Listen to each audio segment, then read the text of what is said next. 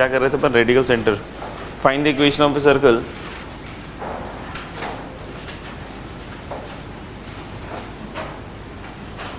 find the equation of circle which bisects the circumferences of the circles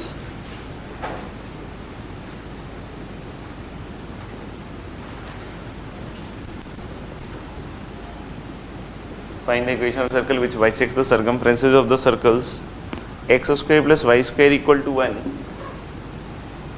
x square plus y square equal to 1, x square plus y square plus 2x equal to 3 and x square plus y square plus 2y equal to 3 and x square plus y square plus 2y equal to 3। इस तरह का एक सवाल already मैंने पहले करवा रखा है, जब अपन ने बोला था कि देयर आर 3 सर्कल्स, यहाँ भी वही बोल रहे हैं 3 सर्कल हैं, और उस समय लैंग्वेज ऐसी दी थी कि एक सर्कल है जो passes through the extremities of the diameters. तो दिस पर्टिकुलर क्वेश्चन और ये जो सवाल है ये दोनों सेम ही सवाल है, क्योंकि यहाँ पे भी ये क्या कह रहा है कि this is bisecting the circumference. तो बाइसेक्टिंग द सर्कम, जैसे मान लो कि एक सर्कल है and one circle bisect the circumference of the other circle. तो अगर हम लोग बोलें कि ये वाला सर्कल इसके सर्कमफ्रेंस को बाइसेक्ट कर रहा है, इसका मतलब इसको 2 पार्ट में डिवाइड कर रहा है। तो जहाँ भी ये इंटरसेक्ट कर रहा है, अगर उन दोनों पॉइंट्स को ज्वाइन करेंगे ये तो सेमी सर्कल ही बनाएगा ना 2। यानी ये वाली जो लाइन है कॉमन कॉर्ड जिसको हम कह सकते हैं, वो इस छोटे वाले सर्कल के सेंटर से पास करेगा। नहीं तो जो भी बाइसेक्ट कर रहा होगा, नहीं दूसरे वाले के सर्कमफ्रेंस को, तो जो बाइसेक्ट कर रहा होगा वो बड़ा सर्कल तो होगा ही, तो अलग जो छोटा वाला सर्कल होगा, ठीक है ना, उसका जो भी सेंटर है that must be lying on the common chord या radical axis of the 2 circles, ठीक है ना। तो हम लोगों ने एक तो मैंने तरीका बताया ही था कि वो परपेंडिकुलर डिस्टेंस r² कर करके निकाल लो, ठीक है ना। यहाँ पे हम लोग दूसरा एक ऑल्टरनेट तरीका देख सकते हैं क्या, कि मान लो कि वो जो सर्कल जो ऐसा काम कर रहा है, कैसा काम कर रहा है, ये इन तीनों सर्कल के सर्कमफ्रेंस को क्या कर रहा है, बाइसेक्ट। उसकी इक्वेशन को हमने ये मान लिया। अब हमारा काम क्या हुआ, जीएफसी निकालना है। इसको सोचने का एक सॉल्व करने का एक ऑल्टरनेट मेथड ऑलरेडी दिया हुआ है, ठीक है। तो लेकिन कि ये इसके सर्कमफ्रेंस को बाइसेक्ट कर रहा है, मतलब इन दोनों का जो रेडिकल एक्सिस या कॉमन कॉर्ड है वो छोटे वाले सर्कल के सेंटर से पास होगा। तो what is the common cord, घटा दो, तो 2gx प्लस 2fy और प्लस c प्लस 1 होगा क्या, सही है क्या। और हम लोग बोल सकते हैं कि 0 0 से मतलब उसके सेंटर से पास करेगा, तो c की वैल्यू खट से कितनी आ जाएगी, -1। यानी c हम लोग तो बोल सकते हैं किसके बराबर है, -1। तो ये होगा सर्कल का फॉर्म, ठीक है। अब हम लोग बोलेंगे कि इन दोनों के लिए भी सेम काम कीजिए। इन दोनों के लिए जब सेम काम कीजिएगा तो 2g - 2 × x प्लस क्या लिखूं, 2fy और प्लस 2 हो जाएगा क्या, देख लो एक बार। और ये इसके वाले के सेंटर से पास करेगा, मतलब -1, 0 से। तो जैसे ही -1, 0 से पास करेगा तो मुझे तो लग रहा है कि ये -2g + 2 हो गया है और +2 हो गया 0। तो 2g कितने के बराबर आ जाएगा, शायद -4। ऐसे ही 2f भी किसके बराबर आ जाएगा, -4। सेम तरह का है, बस x की जगह वहाँ पे क्या है, y। तो मेरे ख्याल से तो इक्वेशन यही होगी, x² + y² -4x - 4y, यही आया था ना शायद, -1 = 0। चेक कर लो। नेक्स्ट क्वेश्चन बोले, find the locus of the centre of the circles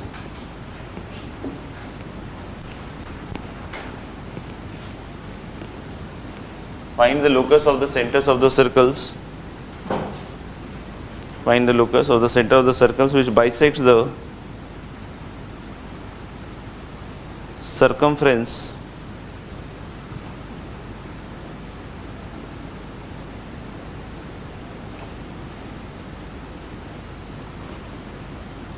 which bisects the circumference of the circles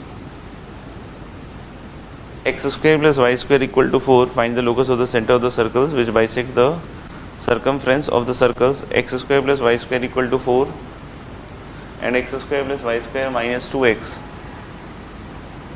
+ 6y + 1 = 0। Hello बोलेंगे कि फिर से हम जनरल सर्कल मान लेते हैं, x² + y² + 2gx + 2fy और +c पहले तो मानेंगे, और फिर जैसे ही घटाएंगे तो यहाँ पे शायद फिर से c और +4 आ जाएगा, राइट। और c की वैल्यू शायद क्या आ जाएगी, -4। तो मेरे ख्याल से यहाँ पे +c की जगह फिर से अपन क्या यूज़ कर सकते हैं, -4। एक तो ये हो जाएगा। दूसरा हम लोग बोल सकते हैं क्या कि सेकेंड थिंग, कि ये इसके भी सर्कमफ्रेंस को बाइसेक्ट करेगा, तो that will give you 2g plus 2 into X plus 2f minus 6 into Y और माइनस 5 इक्वल टू 0। सही है, तो देख लेना एक बार। और ये इसके सेंटर से ही पास करेगा जो कि 1 कॉमा क्या है आपका -3, तो 1 रखोगे तो 2g प्लस 2 हो जाएगा और -3 रखने पे मुझे लग रहा है कि -6f और प्लस 18। सही है क्या? प्लस 18 और -5 कितना होगा? 13। सही है, चेक कर ले एक बार। तो g की जगह -x कि g माइनस f का लोकस निकालना है, तो g की जगह -x रखेंगे और प्लस क्या हो जाएगा 6y प्लस 15 इक्वल टू 0। तो that will give you 2x minus 6y equal to 15। Given next question is given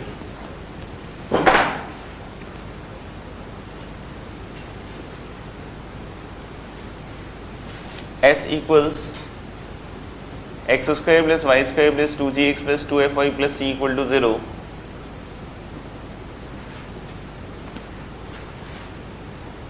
and 2 points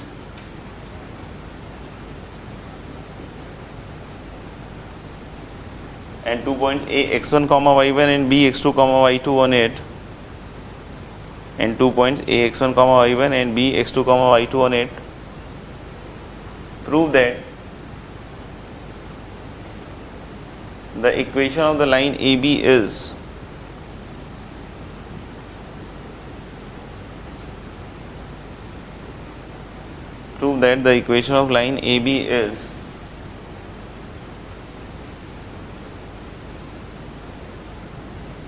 ये लिखा हुआ है,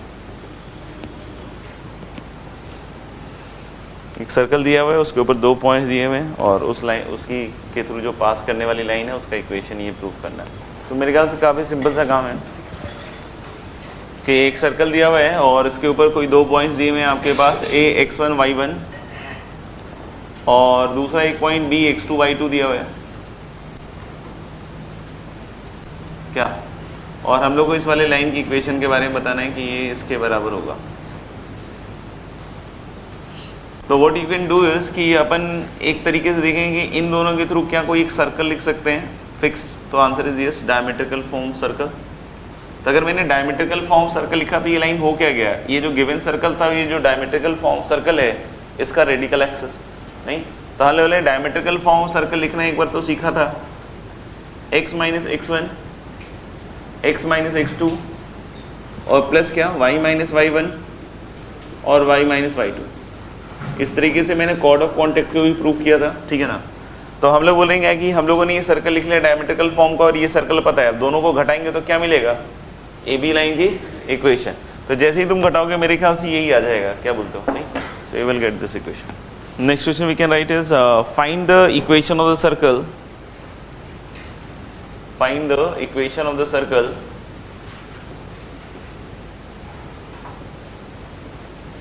the equation of the circle which bisects the circumference of the circle x square plus y square plus 2y minus 3 equal to 0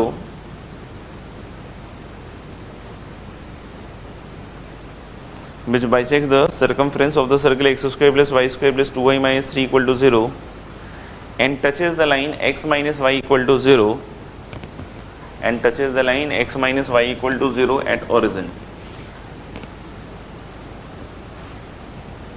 and touches the line x minus y equal to 0 at origin। Simply है मेरे ख्याल से, अपना जो circle है शायद ये x minus Y equal to 0 को ओरिजिन पे टच कर रहा है, सही है ना शायद नहीं, तो अगर उसको ओरिजिन पे टच कर रहा है तो फैमिली ऑफ सर्कल टाइप 4 कैसे लिखेंगे, X square plus Y square plus lambda times X minus Y equal to 0। और ये कौन सा सर्कल बाइसेक्ट कर रहा है सर्कमफ्रेंस को,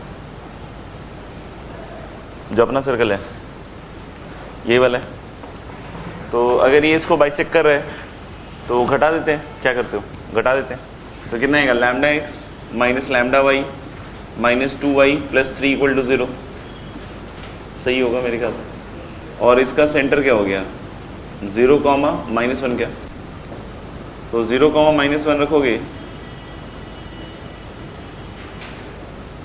सही है ना, -1 कितना हो गया, ये खत्म हो गया, ये शायद लैम्डा हो गया ना, -5 आ रहा है शायद, तो x² plus Y square -5x plus 5y equal to 0। Next question, the line Lx plus My plus n equal to 0 intersect the circle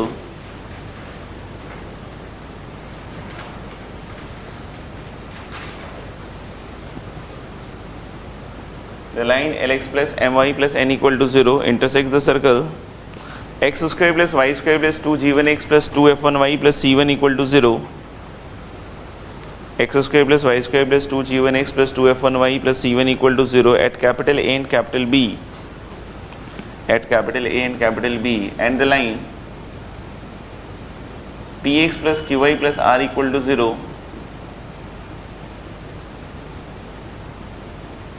and the line px plus qy plus r equal to 0 intersect the circle x square plus y square plus 2g2x plus 2f2y plus c2 equal to 0 at capital C and D, at capital C and D, at capital C and D। आगे लिखना है if A B C D are concyclic, if A B C D are concyclic then prove that this determinant 2 times G1 minus G2, 2 times F1 minus F2, C1 minus C2 in first row, LMN PQR, this determinant is 0। Simple सा है, एक circle दिया हुआ है और एक कोई line है Lx plus My plus n equal to 0, ये वाला मान लो, ये इसको इंटरसेक्ट कर रहा है A और B पे, और इस सर्कल की इक्वेशन को हम लोग S1 इक्वल टू 0 मान लेते हैं, and there is another circle and line px plus qy plus r equal to 0, ठीक है ना, और ये इस सर्कल को कहाँ इंटरसेक्ट कर रहा है, C और D पे, और इसको मैंने S2 बोल दिया। अब कहानी में क्या बोल रहे हैं कि ए बी सी डी एक खुद कॉन्साइक्लिक है, मतलब इन चारों के थ्रू भी एक सर्कल जा रहा है, तो कितने सर्कल दिख रहे हैं अपन को, 3, और 3 सर्कल दिख रहे हैं, तो हम लोग बोल सकते हैं कि we can talk about 3 radical axes taken 2 at a time. जैसे अगर इन दोनों को आप पकड़ेंगे तो ये इसका रेडिकल एक्सेस हो गया Lx plus My plus n equal to 0, इन दोनों को पकड़ोगे तो ये इसका रेडिकल एक्सेस हो गया, इन दोनों को भी पकड़ के देख लो S1 S2, इसका भी एक रेडिकल एक्सेस आएगा, इसका रेडिकल एक्सेस क्या आएगा, 2 times G1 minus G2 into x, already मेरे ख्याल से क्लास में डिस्कस्ड है, 2 times F1 minus F2 into Y, और plus C1 minus C2, S1 माइनस S2 कर दिया। और ये भी बताया हुआ है कि ये जो 3 रेडिकल एक्सेस होते हैं ये क्या होते हैं, कंकरेंट। तो मेरे ख्याल से अगर हम कंकरेंसी का कंडीशन लगाएंगे इन तीनों का तो यही तो आएगा ना, 2G1 minus G2, 2F1 minus F2 और C1 माइनस C2, LMN, और क्या PQR का जो डिटर्मिनेंट होगा that is going to be what, 0। Next लिखेंगे the radical centre, next question, the radical centre of the 3 circles, the radical center of the 3 circles described on the sides of a triangle as diameter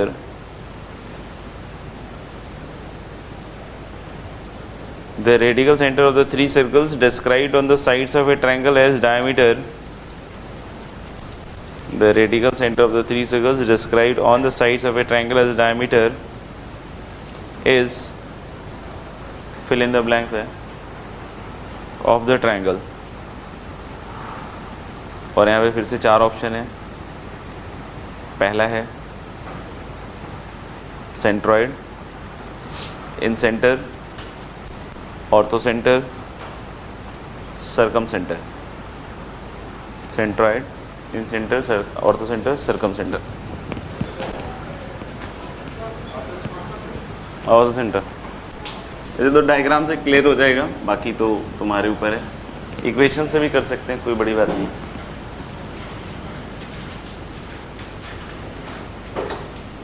जैसे हम लोग बोले कि एक 3 side वाला triangle ले रहे हैं, नहीं, और डायमीटर्स मानते हुए हम क्या बना रहे हैं, मतलब साइड्स को डायमीटर मानते हुए सर्कल बना रहे हैं। तो मैं ज़्यादा से ज़्यादा 2 बना पाऊंगा आज, बाकी तुम लोग देख लेना यार। एक ऐसा बना दिया, ठीक है ना। अब एक चीज़ समझना कि अगर ये डायमीटर है ठीक है। तो जैसे मान लो कि जहाँ भी इसको काटेगा तो ये वाला एंगल मुझे ऐसा लगता है कि 90 होना चाहिए, नहीं क्या बोलते हो? तो अगर तुमने AC को डायमीटर मानते हुए सर्कल बना दिया गलती से, सही है, तो ऐसा तो पॉसिबल है ना कि ये किसी और पॉइंट से चला जाए, क्योंकि यहाँ पे ये भी इधर 90 बना ही सकता है। हाँ नहीं बना सकता। हाँ तो ये क्लियर है कि एक पॉइंट A से अगर बात करें तो BC पे एक ही परपेंडिकुलर ड्रॉप कर सकते हो आप। तो मजबूरी है कि जो AC का जो डायमीटर बनाने मान के जो सर्कल बनाया आपने वो इसी पॉइंट से ही पास करेगा। अगर ये क्लियर हो गया तो मेरे ख्याल से खेल खत्म हो चुका है। कैसे? क्योंकि हम लोग बोलेंगे कि अगर आपने डायमीटर मानते हुए जो सर्कल बनाए हैं AB और AC को, अगर ये दोनों हैं तो ये जो लाइन है यही रेडिकल एक्सिस है और यही ऑल्टीट्यूड भी है। तो रेडिकल एक्सिस का कंकरेंसी रेडिकल सेंटर कहलाता है और ऑल्टीट्यूड्स का कंकरेंसी ऑर्थो सेंटर कहलाता है। तो अपन यहाँ पे सिंपल सी बात बोल सकते हैं कि अगर हम इसी तरीके से सर्कल्स बनाएंगे 2 एट ए टाइम, तो every time the radical axis will be some altitude. एक तो A से हो गया, एक बार B से हो जाएगा, एक बार C से हो जाएगा। तो यानी कि जो ऑर्थो सेंटर होगा वही क्या बन जाएगा? Radical centre. आगे बढ़े, next heading is coaxial system of circles. Coaxial system of circles, system of circles, family of circles, one and the same thing, ठीक है ना। तो कोएक्सियल फैमिली ऑफ सर्कल्स बोलो या कोएक्सियल सिस्टम ऑफ सर्कल्स बोलो, same चीज़ है। हम लोग ये ऑलरेडी देख चुके हैं, बस इसका एक डेफिनेशन समझ लेते हैं क्या है। हम लोग बोले कि सिस्टम ऑफ सर्कल्स या फैमिली ऑफ सर्कल को कोएक्सियल कब बोलते हैं? जब उसके किसी भी दो मेंबर का रेडिकल एक्सिस सेम हो। जब उसके किसी भी दो मेंबर का रेडिकल एक्सिस क्या हो? सेम। जैसे मान लो कि we talk about the family of circles passing through the point of intersection of 2 circles. तो ये जो फैमिली ऑफ सर्कल है ये कोएक्सियल सिस्टम ऑफ सर्कल ही है आपका। देख लो, और एक आध बना देता हूं। इसमें से कोई भी 2 सर्कल सेलेक्ट कर लो आप, नहीं इसमें से कोई भी 2 सर्कल सेलेक्ट कर लो। ऑलवेज यू विल सी कि यही जो होगा यही रेडिकल एक्सिस होगा। ठीक है, हर एक बार अगर आप ये और ये भी सर्कल लोगे तो ये दोनों जो है इन्हीं दोनों पॉइंट्स पे इंटरसेक्ट करने वाले हैं। तो ऑफकोर्स जो रेडिकल एक्सिस बनेगा वो हमेशा क्या बनेगा? यही बनेगा। तो लिख सकते हैं a system of circle is said to be coaxial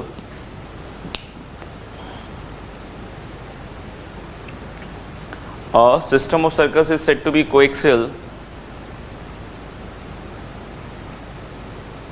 A system of circles is said to be coaxial if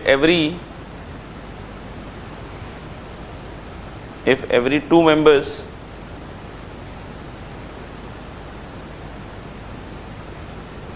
of the family have the same radical axis.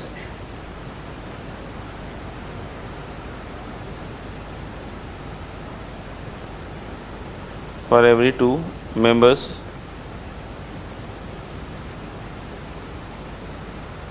of the family have same radical axis. ठीक है, ठीक है। तो question लिखिएगा, find the equation of circle, find the equation of circle coaxial with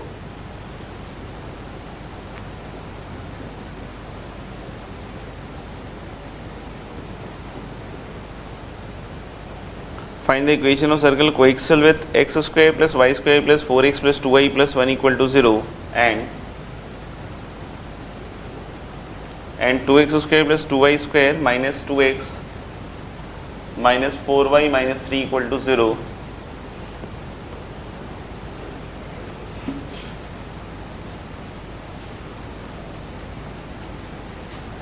Coaxial with x square plus y square plus 4x plus 2y plus 1 equal to 0 and 2x square plus 2y square minus 2x minus 4y minus 3 equal to 0 and the center of the circle to be determined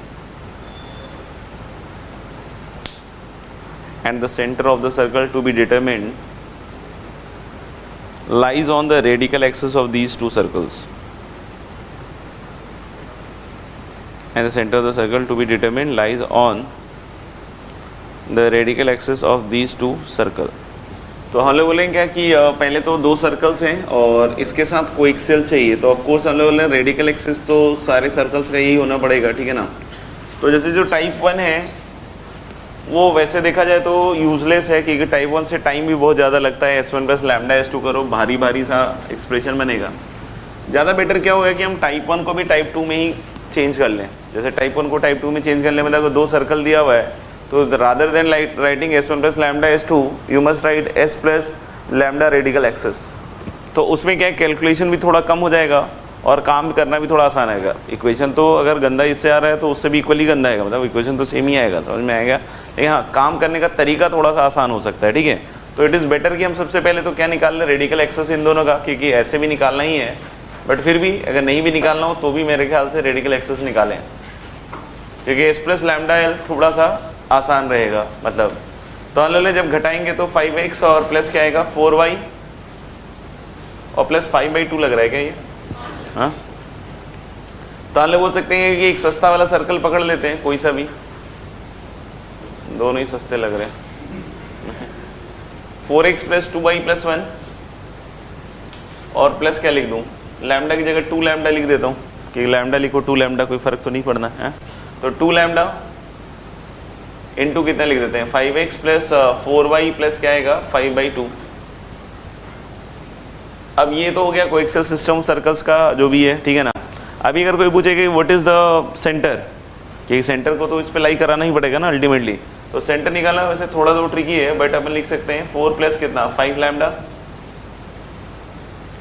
minus sign भी आना चाहिए मेरे ख्याल से, तो एक क्या बोलते हो, तो मेरे ख्याल से -4 और नहीं -4 नहीं -2 -5 लैम्डा, चेक कर लेना है सही है गलत है। और फिर कितना आएगा -1 और माइनस क्या 4 लैम्डा सही है क्या? हाँ, ये तो क्या रहेगा सेंटर। अब सेंटर को उठा के इसमें रख दो तो मेरे ख्याल से ये हो जाएगा -10 -25 लैम्डा, बढ़िया वैल्यू आ रही है वैसे, नहीं -4 और -16 लैम्डा, और ये मज़ेदार हो रहा है, और प्लस 5/2 इक्वल टू क्या होएगा 0। तो 25 और 6 कितना होगा 31 10 41, तो लैम्डा इंटू 41 इक्वल टू ये 10 और 4 40 तो पहले ही हो चुका है, नहीं सॉरी 40 पहले ही हो चुका है, और प्लस 2 मतलब -28 ना, और -28 प्लस 5 कितना होता होगा -23, ये सही है, चेक कर लो एक बार। हाँ 82, अभी ठीक है। तो इतना सिंपल सही है, तो 2 लैम्डा होगा यहाँ पे, तो 41 ही लिख लो, ज़्यादा बढ़िया है। तो मेरे ख्याल से यहाँ -23, तो 41 x² 41 y² रहेगा ना यार, तुम लोग का 62 आ रहा था, हाँ 72 भी तो नहीं आएगा ना, 41 आएगा ना, हाँ 41 x² 41 y², और बाकी का अपने हिसाब से निकाल लें। नहीं तो सिंपल है, आगे बढ़े।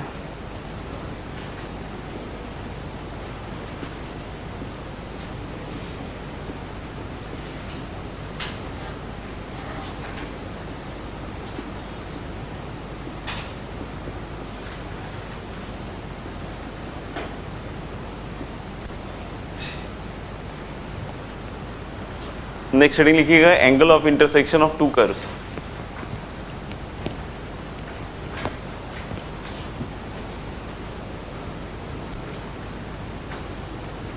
वैसे तो हम लोग को अभी सर्कल के लिए बात करना है, बट इन जनरल भी अगर कोई 2 कर्व के बीच में अगर कोई बोल रहा है कि what is the angle of intersection of 2 curves, तो पहली चीज तो ये समझ लें कि हम लोग जब भी एंगल निकालेंगे नहीं between 2 curves, that will be only at point of intersection. मतलब अगर 2 एंगल इंटरसेक्ट कर रहा है उसके बारे में ही बात करेंगे। जैसे कि हम लोग बोल रहे हैं कि मान लीजिए 2 कर्व है C1 और C2 and we have to talk about angle of intersection, ठीक है ना, ऑफ 2 कर्व्स। तो हम लगेगा कि angle of intersection of 2 curves, तो this angle is same as the angle, मतलब this is defined as same as the angle between the tangents at their point of intersection, नहीं the angle between the tangents at their point of intersection। जैसे अगर देख सकते हो कि अगर एक एंगल थीटा होगा तो एक एंगल क्या हो जाएगा इसका पाई माइनस थीटा। तो बहुत सिंपल सा डेफिनेशन है, लिख लेना, it is defined as the angle, it is defined as the angle between the tangents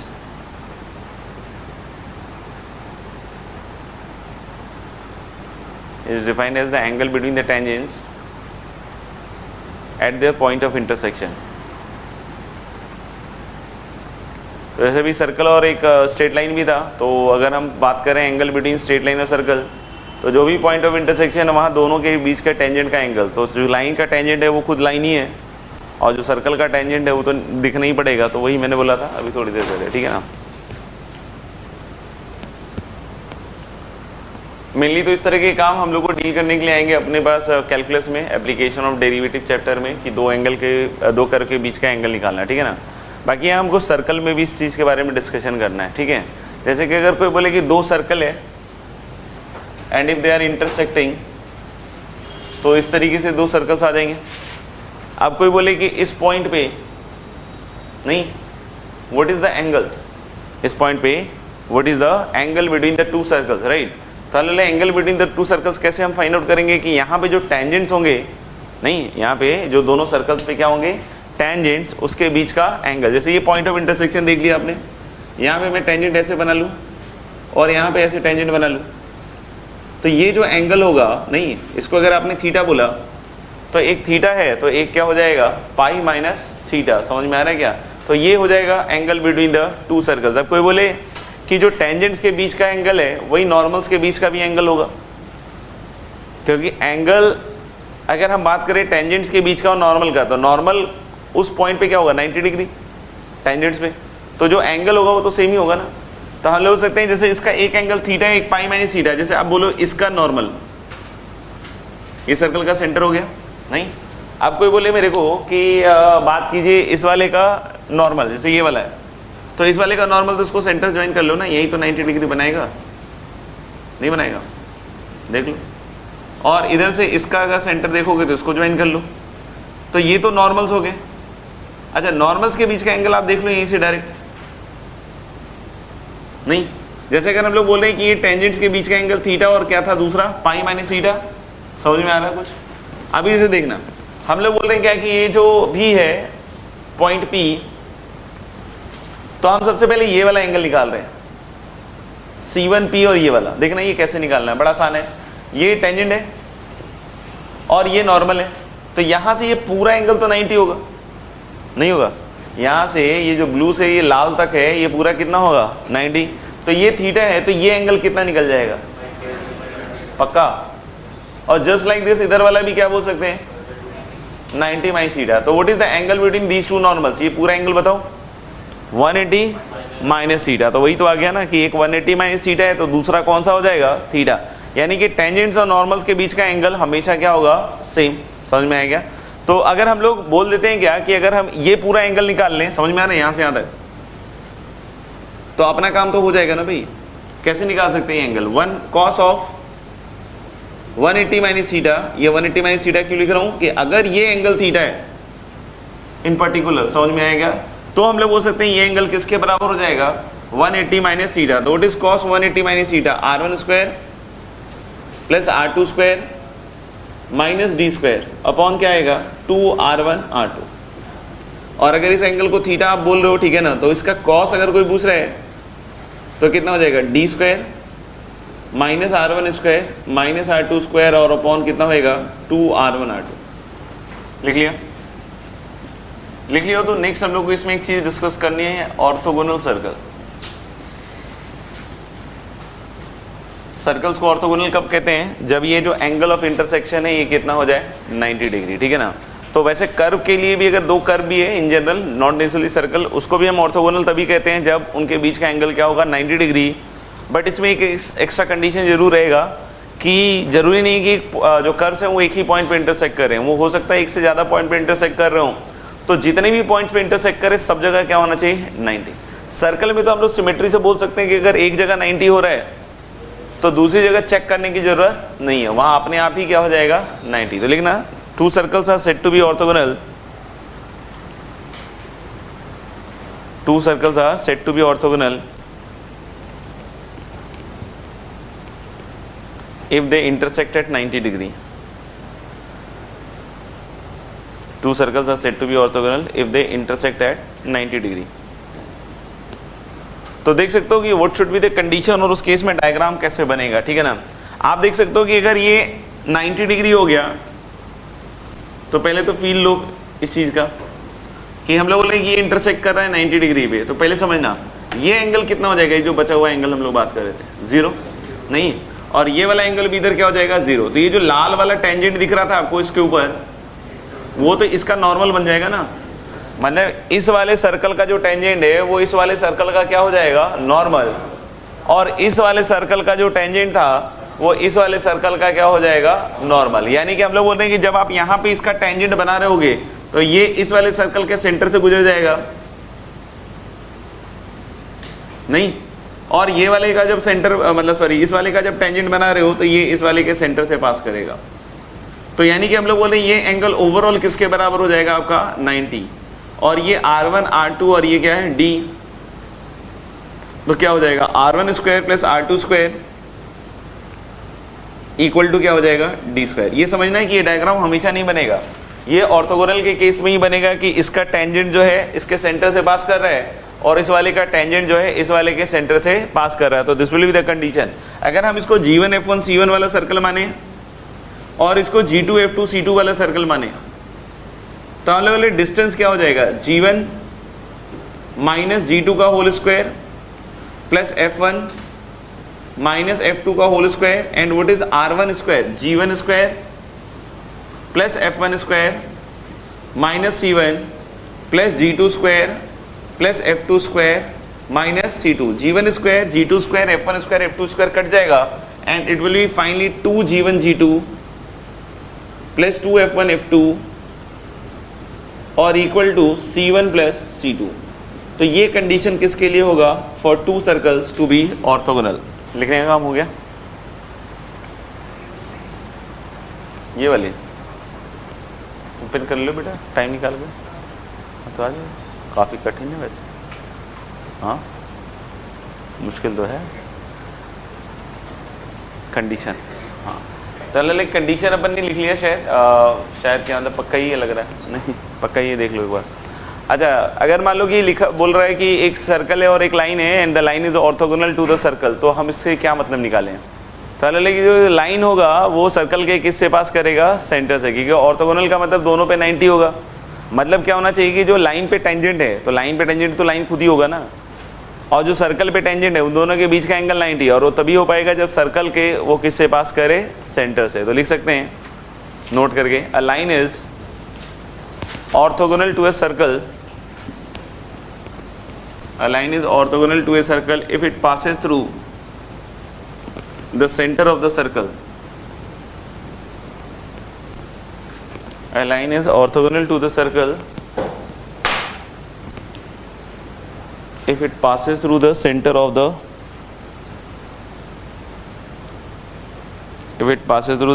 the circle. Sorry, a line is orthogonal to the circle if it passes through the center of the circle. हाँ ठीक है, ठीक है। Next लिखना circle orthogonal to 3 given circles. Circle orthogonal to 3 given circles. मान लीजिए कि 3 circles हैं S1 0, S2 0 and there is a third circle S3 equal to 0, and suppose there is a circle which is orthogonal to all the 3 circles. बना दिया मैंने ऐसे ही randomly, ठीक है ना। तो एक सर्कल है जो आप क्या बोल रहे हैं यहाँ पे कि हर एक पॉइंट पे ऑब्वियसली आता है कितने पे काट रहा है हर एक सर्कल को 90। तो इस सर्कल की इक्वेशन को कैसे फाइंड आउट करें, नहीं ये तीनों गिवन सर्कल्स हैं और इस ऑर्थोगोनल सर्कल की इक्वेशन को कैसे फाइंड आउट करें, what can be the possible way. मेरे ख्याल से वैसे तो काफ़ी सिंपल्स है कि अगर हम लोग एक तो तरीका यही सोच सकते हैं कि जो भी सर्कल है ये S इक्वल टू 0 इसको GFC वाला सर्कल मान लें, और हम लोग बोल रहे हैं कि ये तीनों सर्कल्स पता हैं तो तीनों से कंडीशंस लिख दें एक एक करके और 3 इक्वेशन 3 वेरिएबल बन जाएगा। जैसे एक से बन जाएगा 2G1 plus 2F1 equal to C plus C1, ऐसे ही दूसरा वाला भी बन जाएगा, तीसरा वाला भी बन जाएगा, 1 की जगह 2, 2 की जगह 3 रखकर, और 3 इक्वेशन 3 वेरिएबल से सॉल्व कर सकते हैं, ठीक है ना। तो मेथड 1 में लिख सकते हैं apply the condition of orthogonality, apply the condition of orthogonality by assuming the circle, by assuming a general circle apply the condition of orthogonality by assuming a general circle and solve 3 equation 3 variable system जो भी है।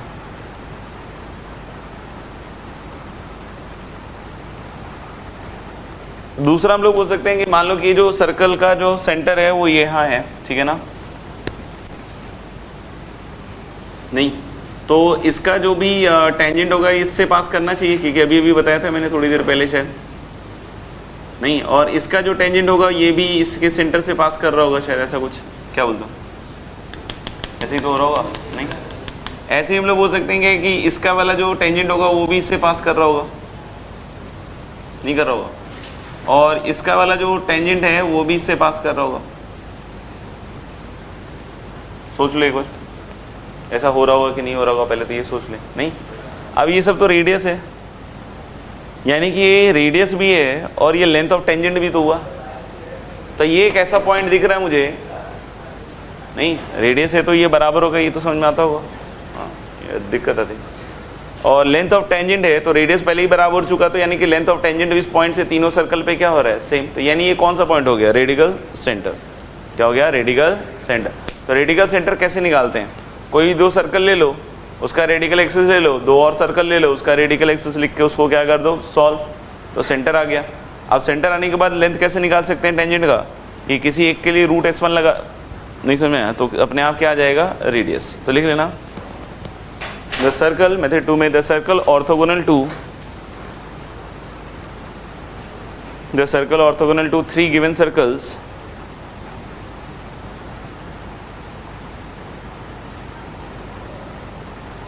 the circle orthogonal to the 3 given circle has its center as the radical center, has its center as the radical center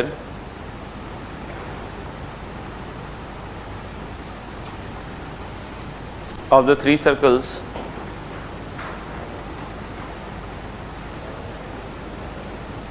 which can be obtained by solving any two radical axes, which can be obtained by solving any two radical axes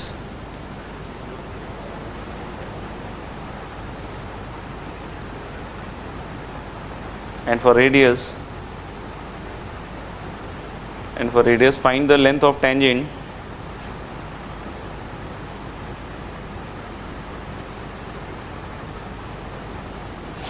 and for radius find the length of tangent of the center to any one of the circles, to any one of the circles, ठीक है ना। Find the equation of a circle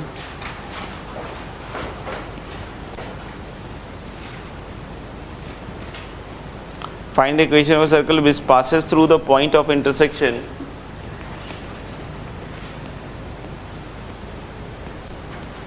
find the equation of the circle which passes through the point of intersection find the equation of a circle which passes through the point of intersection of x square plus y square minus 4x plus 6y equal to 0 and x square plus y square minus 6x plus 4y equal to 0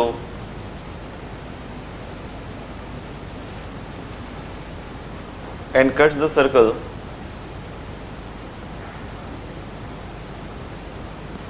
which passes through the point of intersection of x square plus y square minus 4x plus 6y equal to 0 and x square plus y square minus 6x plus 4y equal to 0 and cuts the circle x square plus y square minus 2x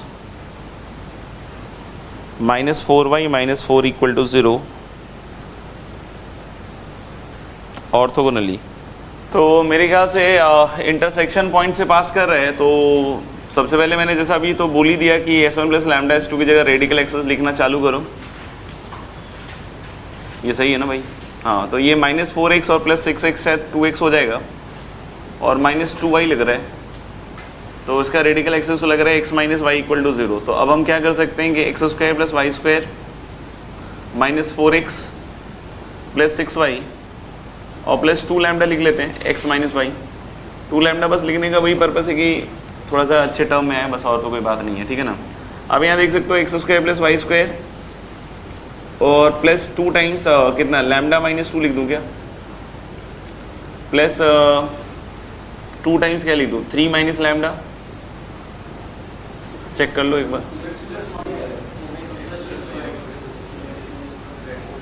radical access क्या आएगा 2x plus 2y आएगा क्या, कोई बात नहीं बच्चों, ऐसे लिख लेते हैं, अभी ठीक लग रहा है। यहाँ पे प्लस लिख लें, अभी सब सही, हैप्पी, गुड।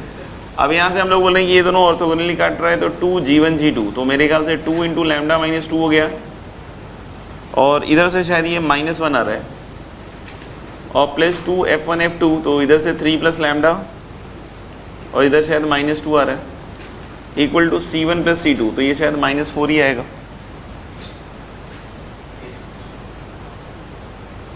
सही है ना भाई, मेरे ख्याल से ठीक लग रहा है नहीं,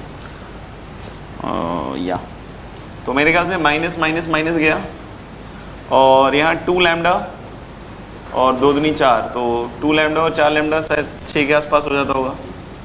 ये -4 और प्लस 6 नहीं सॉरी प्लस 12, -4 प्लस 12 शायद 8 आता है क्या, सोचो, नहीं -4 प्लस 12 तो 8, और उधर जाएगा तो कितना हो जाएगा, मेरे ख्याल से -4 ही हो जाएगा वो। तो लैम्डा की वैल्यू मुझे जहाँ तक लग रही है -2/3 टाइप का आ रहा है, गलत है, सही है।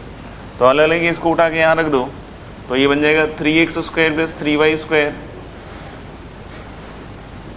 और ये -2/3 है, तो 3 दूनी 6 दूनी 8, 16 हो रहा है क्या, हाँ? और फिर इधर हो जाएगा 3 या 9, 9 में से 2 गया 7, तो 14y लग रहा है ये यार, अल्टीमेट ये यार, ठीक है।